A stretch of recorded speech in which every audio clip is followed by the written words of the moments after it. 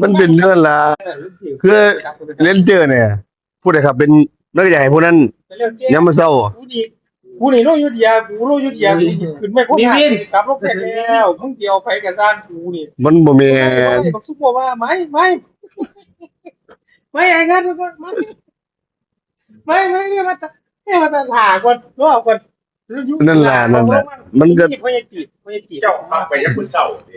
มันบ่ได้ซ่า พยาจีบเรียนอยู่แล้วก็ตื่น บ่ได้เรียคือความหมายไปเจ็บซอยรองไปยินนู่นนี่คือความหมายตอนก็บ่มีผู้ใดเข้าไปเจ็บมินมา บ่ว่าผู้ใดครับเป็นมันก็ให้ผู้นั้นน่ะ เปลี่ยนกูบอกมันกู บ่แม่นว่า มันบ่ได้ ข่อยก็เรีย คื ก อเจ้าเป็นน่ะแม่ ข่อยก็เรียกพวก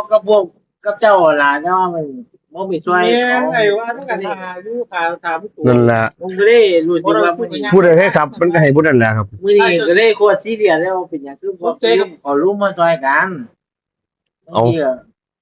มันเจ็บแม่มันเต็มข้อยก็บอกแล้วว่ามันเจ็บกระซิมข่อย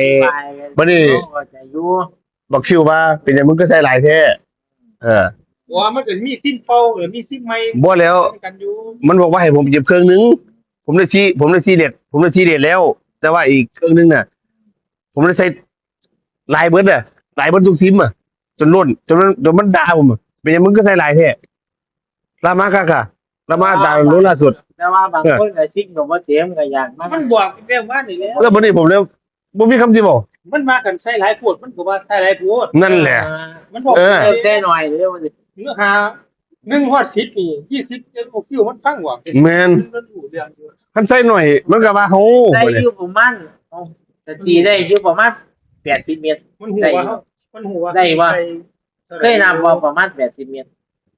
ใส่ระยะที่ว่ามันเจ็บ ระยะประมาณ80เมตรเคยนับว่า ว่าเฮาใส่พุ่น บ่เกิน 120 บ่เกิน100มันก็ใส่บ่ดีเพราะมันเกิดมามันจะได้ แม่นครับ มันจะตัว